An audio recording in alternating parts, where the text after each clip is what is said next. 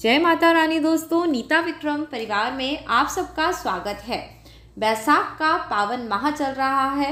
श्री हरि विष्णु के महत्तम का विवरण पद्म पुराण के अनुसार आज मैं आपको सुनाने वाली हूँ। आज मैं आपको बैसाख मास का 5वां अध्याय सुनाऊंगी।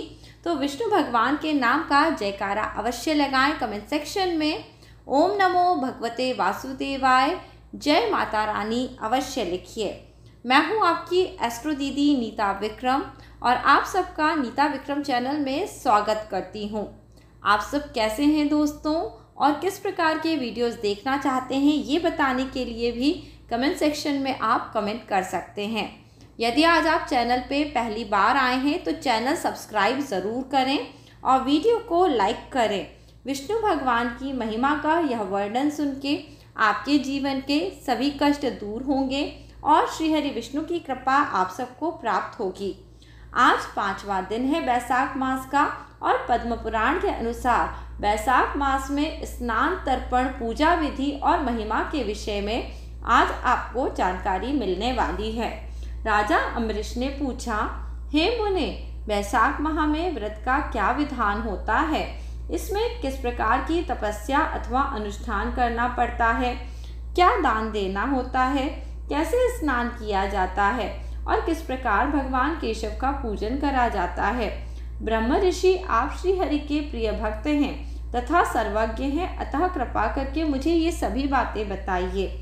नारद जी ने कहा, साधु श्रेष्ठ सुनिए, वैशाख मास में जब सूर्य मेष राशि में चले जाएं तो किसी भी बड़ी नदी में, नदी रूप तीर्थ में, सरोवर में, झरने में, देवकुंड में, स्वतः प्राप्त हुए किसी भी जलाशय में, बावड़ी में अथवा कुएं में जाके नियम पूर्वक भगवान विष्णु का स्मरण करते हुए आपको स्नान करना चाहिए। स्नान के पहले आपको भगवान से प्रार्थना करनी चाहिए। यहाँ पे एक मंत्र आता है, यथा ते माधवो मासो वल्लभो मधुसूदन प्रातः स्नेन में तस्मिन फलदः पापः भव, जिसका अर्थ इस प्रकार है, मधुसूदन, माधव मास अर्थात बैसाख का महीना आपको बहुत अधिक प्रिय है, इसलिए इसमें प्रातः स्नान करने से आप शास्त्रोक्त फल देने वाले हैं और मेरे पापों का नाश करने वाले हैं। इस प्रकार कह के मौन हो जाएं और उस तीर्थ के किनारे अपने पैरों को धो लें। फिर भगवान नारायण का स्मरण करें और उनके मूल मंत्र का जाप करें। भगवान नारायण का मूल मंत्र है ओम नमो नारायणाय। अपने हाथ में कुशाल ले लें और आचमन करें। अपने मन इंद्रियों को संयम में रखते हुए बाहर भीतर से पवित्र रहें। फिर गंगा माता का आवाहन आपको करना चाहिए। हे माँ गंगे, तुम भगवान विष्णु के चरणों से प्रकट हुई हो। श्री विष्णु ही तुम्हारे देवता हैं, इसलिए तुम्हें वैष्णवी कहा जाता है। देवी, तुम जन्म से लेकर मृत्यु तक सभी पापों को हरती हो और मेरी रक्षा करती हो। स्वर्ग, पृथ्वी और अंतरिक्ष में कुल 3.5 करोड़ तीर्थ हैं, ऐसा वायु देवता का कथन है। माता जाह्नवी, वे सभी तीर्थ तुम्हारे अंदर मौजूद हैं। देवलोक में तुम्हारा नाम नंदिनी और नलिनी है। इसके सिवा दक्षा, पृथ्वी, व्यंदंगा, विश्वकाया, शिवा, अमृता, विद्याधरी, महादेवी, लोक प्रसादिनी, क्षेमकरी, जाह्नवी, शांता और शांति प्रदायिनी आदि तुम्हारे अनेक नाम हैं। स्नान के समय इन पवित्र नामों का कीर्तन करना चाहिए। इससे त्रिपथगामिनी भगवती गंगा उपस्थित हो जाती हैं। 7 बार उपयुक्त नामों का जप करके संपुट के आकार में दोनों हाथों को जल में लें और 4, 6, 7 बार मस्तक पे अपने हाथों से जल डालें। इस प्रकार स्नान करके वहाँ जो मिट्टी है उससे विधिवत अभिमंत्रित कर लें और उसे शरीर में लगाकर नहा लें। मिट्टी को अभिमंत्रित करने के लिए आपको कहना चाहिए, वसुंधरे, तुम्हारे ऊपर अश्व और रथ चला करते हैं। भगवान विष्णु ने भी वामन अवतार धारण करके तुम्हें एक पैर से नापा था। मृतिके, मैंने जो बुरे कर्म किए हैं, मेरे उन सब पापों को तुम हर लो। देवी सैकड़ों भुजाओं वाले भगवान श्री विष्णु ने वाराह का रूप धारण करके तुम्हें जल से बाहर निकाला था। तुम संपूर्ण लोकों की उत्पत्ति के लिए अरणी के समान हो। जैसे अरणी काष्ठ से आग प्रकट होती है, उसी प्रकार तुमसे संपूर्ण लोक उत्पन्न होते हैं। सुव्रते, तुम्हें मेरा नमस्कार है। ऐसा कहते हुए अपने अंगों पे आपको मिट्टी का लेप लगाना चाहिए। इस प्रकार स्नान करने के बाद विधिपूर्वक आचमन करके जल से बाहर निकलें और 2 शुद्ध सफ़ेद वस्त्र, चादर, धोती इत्यादि धारण करें। तदंतर त्रिलोकी को तृप्त करने के लिए तर्पण करें। सबसे पहले श्री ब्रह्मा का तर्पण होता है, फिर श्री विष्णु का, फिर श्री रुद्र का और प्रजापति का। तत्पश्चात देवता, यक्ष, नाग, गंधर्व, अप्सरा, असुरगण, क्रूर, सर्प, गरुड़, वृक्ष, जीव जंतु, पक्षी, विद्याधर, मेधा, आकाशचारी जीव, निराधार जीव, पापी जीव और धर्मपरायण जीवों को तृप्त करने के लिए मैं उन्हें जल अर्पण करता हूँ। यह कहकर आप सभी को जलांजलि दें। देवताओं का तर्पण करते समय यज्ञोपवीत को बाएं कंधे पे डालना चाहिए और उसके बाद गले में माला की भांति कर लें। दिव्य मनुष्यों, ऋषि पुरुषों और ऋषियों का भक्ति पूर्वक तर्पण करें। सनक, सनंदन, सनातन, सनत कुमार ये दिव्य मनुष्य हैं। कपिल, आसुरी, बोढ़ू, पंचशिख ये प्रधान ऋषि पुरुष हैं। ये सभी मेरे दिए हुए जल से तृप्त हो जाएं, ऐसा आपको कहते हुए जल देना चाहिए। इसी प्रकार मरीचि, अत्रि, अंगिरा, पुलत्स्य, पुलह, क्रतु, प्रचेता, वशिष्ठ, नारद, अन्यान्य देव ऋषियों एवं ब्रह्म ऋषियों का अक्षत सहित जल के द्वारा तर्पण करना चाहिए। इस प्रकार ऋषि तर्पण करके इसके पश्चात यज्ञोपवीत को दाएं कंधे पर कर लेना चाहिए और बाएं घुटने को पृथ्वी पे टेक कर बैठ जाना चाहिए। फिर अग्निश्वात, सौम्य, हविष्यमान, उष्मप, कव्यवाट, अनल, ब्रह्मर्षद, पितामह आदि तथा मातामह आदि सब लोगों का विधिवत तर्पण करके निम्नलिखित मंत्र का उच्चारण करें। जो लोग मेरे बांधव न हों, जो मेरे बांधव हों, जो दूसरे किसी जन्म में मेरे बांधव रहे हों, वे सब मेरे दिए हुए जल से संतुष्ट हो जाएं। इसके सिवा और कोई भी जो प्राणी मुझसे जल की अभिलाषा करते हैं, वह इस जल से संतुष्ट हों और तृप्ति का लाभ करें। ऐसा कहते हुए उनकी तृप्ति के उद्देश्य से जल को गिराना चाहिए। तत्पश्चात विधि पूर्वक आचमन करके अपने आगे कमल की आकृति बनाएं और सूर्य देव के नामों का उच्चारण करते हुए अक्षत, फूल, लाल चंदन जल के द्वारा यत्नपूर्वक अर्घ दें। अर्घ का मंत्र इस प्रकार है: नमस्ते विश्वरूपाय, नमस्ते ब्रह्म रूपिणे, सहस्त्र रश्मे नित्यं, नमस्ते सर्वतेजसे, नमस्ते रुद्र वपुषे, नमस्ते भक्तवत्सल पद्मनाभ, नमस्तस्तु कुंडलांगदभूषित, नमस्ते सर्वलोकानां सुप्तानामुपबोधनं, सुकृतं दुष्कृतं चैव सर्वपश्यसि सर्वदा, सत्यदेव नमस्ते अस्तु, प्रसीद मम भास्कर, दिवाकर नमस्ते अस्तु, प्रभाकर नमस्ते अस्तु। अब मैं आपको अर्थ बता देती हूँ। भगवान सूर्य आप विश्व रूप और ब्रह्म स्वरूप हैं। इन दोनों रूपों में आपको नमस्कार है। आप सहस्त्रों किरणों से सुशोभित और सबके तेज रूप हैं। आपको सदा नमस्कार है। भक्त वत्सल रुद्र रूपधारी आप परमेश्वर को बारंबार नमस्कार है।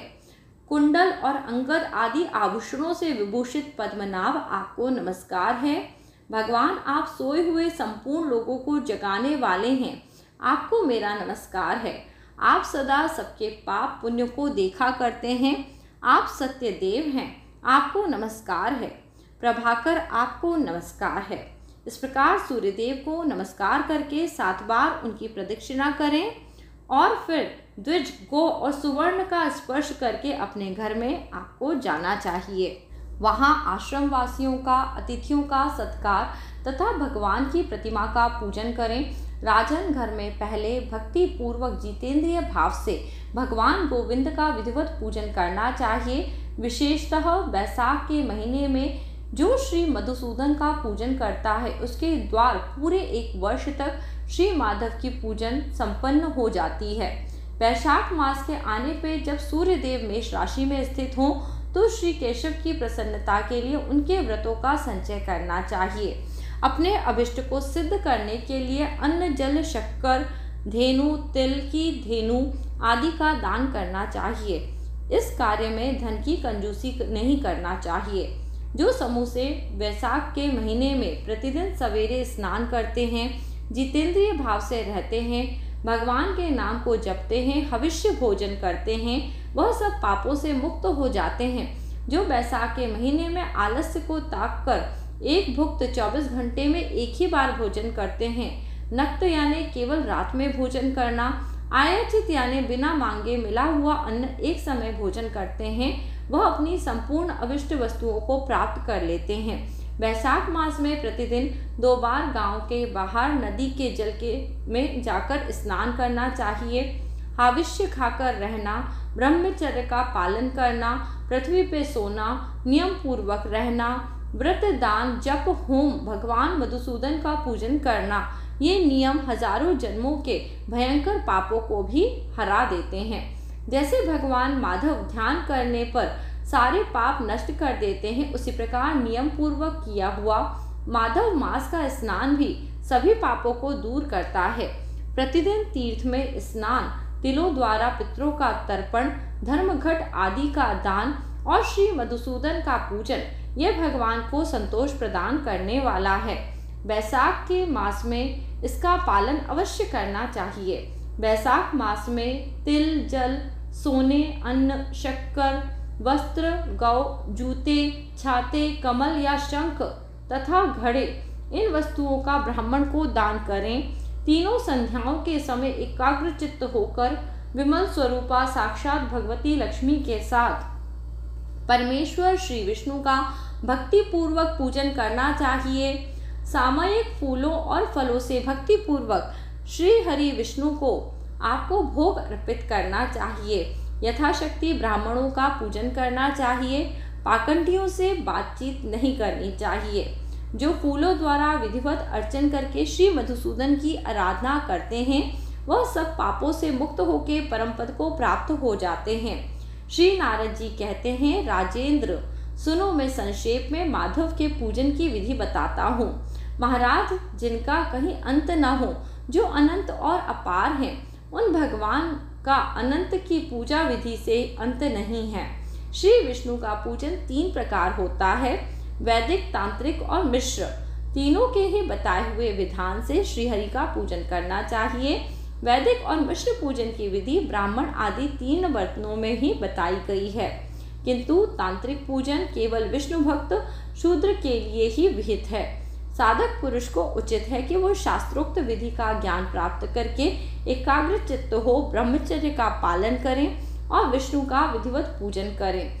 भगवान की प्रतिमा 8 प्रकार की मानी गई हैं। शीला की, धातु की, लोहे की, लिपने योग्य मिट्टी की बनी हुई प्रतिमा, चित्रमयी, बालू की बनाई हुई प्रतिमा, मनोमयी या मणिमयी, इस प्रकार की प्रतिमाएं होती हैं। इस प्रकार प्रतिमाओं की प्रतिष्ठा 2 प्रकार की होती है। एक होती है चल प्रतिष्ठा और दूसरी होती है अचल प्रतिष्ठा। राजन भक्त पुरुष को चाहिए उसे जो कुछ भी सामग्री प्राप्त हो उसी से भक्ति भाव के द्वारा पूजन करे। प्रतिमा पूजन से स्नान, अलंकार अभिष्ट होता है, अर्थात भगवत विग्रह का स्नान कराकर पुष्प आदि से श्रृंगार कर देना चाहिए। और श्री कृष्ण से भक्ति भाव रखने वाले मनुष्य यदि केवल जल भी भगवान को अर्पित कर देते हैं तो वह उनकी दृष्टि में श्रेष्ठ होता है। फिर गंध, धूप, पुष्प, दीप, अन्न आदि का नैवेद्य अर्पित करने पे तो क्या ही कहने। पवित्रता पूर्वक पूजन की सारी सामग्री एकत्रित करके उसे कुशा के आसन पर बिछाकर और वहां बैठकर पूजन करने वाले का मुख उत्तर की ओर होना चाहिए और प्रतिमा सामने होना चाहिए। फिर पाद्य अर्ध स्नान आहरण आदि उपचारों की व्यवस्था कर लें और उसके बाद कर्णिका और केसर से सुशोभित अष्टकमल दल बनाएं। उसके ऊपर श्री हरि का आसन रखें। तदंतर चंदन, उशिर, खस, कपूर, अर्गजा से सुवासित जल के द्वारा मंत्र पाठ पूर्वक श्री हरि को स्नान कराएं। वैभव हो तो प्रतिदिन इस तरह की व्यवस्था करनी चाहिए। स्वर्णधर्म नामक अनुवाक, महापुरुष विद्या, सहस्त्र शीर्षा आदि पुरुष सूत्र, साम वेदोक्त निरांजना आदि मंत्रों का प्रेम पूर्वक भगवान का यथा योग्य श्रृंगार करें। पुजारी श्रद्धा पूर्वक पापाद, आचमनीय, गंध, पुष्प, अक्षत तथा धूप आदि उपहार अर्पण करें। उसके बाद गुड़, खीर, घी, पूड़ी, मालपुए, लड्डू, दूध, दही आदि प्रकार के नैवेद्य आपको भगवान को चढ़ाने चाहिए। पर्व के अवसरों पर अंगराग लगाना, दर्पण दिखाना, दंत धवन कराना, अभिषेक कराना, अन्न आदि के बने हुए पदार्थों का भोग लगाना, कीर्तन करते हुए नृत्य करना, गीत गाना आदि सेवाएं भी करनी चाहिए। संभव हो तो प्रतिदिन ऐसी ही व्यवस्था रखनी चाहिए। पूजन के पश्चात इस प्रकार ध्यान करें, भगवान श्री विष्णु का विग्रह श्याम वर्ण और तपाए हुए जम्बू नद नामक सुवर्ण के समान तेजस्वी है। भगवान के शंख, चक्र, गदा और पद्म से सुशोभित 4 भुजाएं हैं। उनकी आकृति शांत है। उनका वस्त्र कमल के केसर के समान पीले रंग का है। वे मस्तक पर किरीट, दोनों हाथों में कंडे, गले में यज्ञोपवीत, अंगुलियों में अंगूठी धारण किए हुए हैं। उनके वक्ष स्थल में श्री वत्स का चिन्ह है, कौस्तुभ की मणि है और उनकी शोभा बढ़ती है। वे वनमाला धारण करे हुए हैं। इस प्रकार ध्यान करते हुए पूजन समाप्त करके घी में डुबोई हुई समिधाओं द्वारा, हविष्य द्वारा अग्नि में हवन करें। आज्य, भाग्य तथा आधार नामक आहुतियां देने के पश्चात धृतपूर्ण हविष्य का होम करें। तदंतर पुनः भगवान का पूजन करके उन्हें प्रणाम करें और पार्षदों को नैवेद्य अर्पित करें। उसके बाद मुख शुद्धि के लिए सुगंधित द्रव्यों से युक्त तांबुल निवेदन करना चाहिए। फिर छोटे बड़े पौराणिक अवार्चनीय स्तोत्रों का पाठ, भगवान की स्तुति इत्यादि करना चाहिए। भगवान प्रसीद यानी भगवान प्रसन्न हो जाएं, इस प्रकार कह के प्रतिदिन दंडवत प्रणाम करना चाहिए। अपना मस्तक भगवान के चरणों में रखकर दोनों भुजाओं को फैलाकर परस्पर मिला दें। इस प्रकार कहें, परमेश्वर में मृत्यु रूपी ग्रह तथा समुद्र से भयभीत होकर आपकी शरण में आया हूँ, आप मेरी रक्षा करिए। तदंतर भगवान को अर्पण की हुई प्रसाद, माला आदि को आदर पूर्वक सिर पे चढ़ाएं। यदि मूर्ति विसर्जन करने योग्य हो तो उसका विसर्जन करें। ईश्वरीय ज्योति को आत्म ज्योति में स्थापित कर लें। प्रतिमा आदि में जहाँ भगवान का चरण है वहीं श्रद्धा पूर्वक पूजन करना चाहिए। मन में यह विश्वास रखना चाहिए, जो संपूर्ण भूतों में और मेरी आत्मा में रमे हैं, हे परमात्मा, हे परमेश्वर, इस मूर्ति में आप विराजमान हो जाएं। इस प्रकार वैदिक तथा तांत्रिक क्रिया योग के मार्ग से जो भगवान की पूजन करते हैं वह सब ओर से अभिष्ट सिद्धि को प्राप्त होते हैं। श्री विष्णु की प्रतिमा की स्थापना करें और उससे सुंदर मंदिर को बनवाना चाहिए। पूजा कर्म में सुव्यवस्था के लिए सुंदर फुलवाली लगानी चाहिए। बड़े बड़े पर्वों पे प्रतिदिन पूजा कार्य करके भली भांति निर्वाह करना चाहिए। भगवान के नाम से खेत, बाजार, कस्बा, गांव आदि भी लगा देना चाहिए। ऐसा करने से मनुष्य भगवान के सायुज्य को प्राप्त होता है। भगवत ग्रह की स्थापना करने से सार्वभौम यानी सम्राट के पद की प्राप्ति होती है। मंदिर बनवाने से तीनों लोकों में राज्य को प्राप्त होता है। पूजा आदि की व्यवस्था कराने से ब्रह्मलोक को जाता है। इन तीनों कार्यों के अनुष्ठान से मनुष्य भगवत सायुज्य को प्राप्त कर लेता है। केवल अश्वमेध यज्ञ करने से किसी को भक्ति योग की प्राप्ति नहीं होती। भक्ति योग को तो वही प्राप्त करता है जो पूर्वोक्त रीति से प्रतिदिन श्री हरि का पूजन करता है। राजन, वही शरीर शुभ कल्याण का साधक है। तो भगवान श्री कृष्ण को साष्टांग प्रणाम करने के कारण धूलि धूसरित हो रहा है। नेत्र वे ही अत्यंत सुंदर हैं और तप शक्ति से संपन्न हैं, जिनके द्वारा श्री हरि का दर्शन होता है। वही बुद्धि निर्मल और चंद्रमा में संलग्न रहती है तथा वही जीवा मधुर भाषिणी है, जो बारंबार भगवान नारायण का स्तवन करती है। स्त्री और शूद्रों को भी मूल मंत्रों के द्वारा भगवान श्री हरि का पूजन अर्चन करना चाहिए और अनन्य वैष्णव जनों को भी गुरु के द्वारा बताई हुई पद्धति से श्रद्धा पूर्वक भगवान का पूजन करना चाहिए। राजन, यह सब प्रसंग मैं आपको बता रहा हूँ। श्री माधव का पूजन परम पावन है। विशेषतः बैसाख के महीने में इस पूजन को अवश्य करना चाहिए। सूत जी कहते हैं, महर्षिगण इस प्रकार पत्नी सहित मंत्रवेत्ता महाराज अम्बरीश को उपदेश दिए। उनसे पूजित हो विदा लेके देवर्षि नारद जी बैसाख मास में गंगा के स्नान के लिए चले गए। लोकों में जनहित में पावन सुयश फैला हुआ था। उन राजा अम्बरीश ने भी मुनि की बताई हुई बैसाख मास की विधि से पुण्य बुद्धि द्वारा पत्नी सहित पालन किया। बैसाख माह में प्रभु का नाम आप जपते रहें। हरे कृष्णा कृष्ण कृष्ण हरे हरे, हरे रामा राम राम हरे हरे। श्री कृष्ण के प्यारे भक्तों, आज का ये वीडियो आपको यदि पसंद आया है तो इसे लाइक करिए और बैसाख मास का महत्व सुनने के लिए नीता विक्रम चैनल से ज़रूर जुड़े रहिए। जय माता रानी। ओम नमो नारायणाय।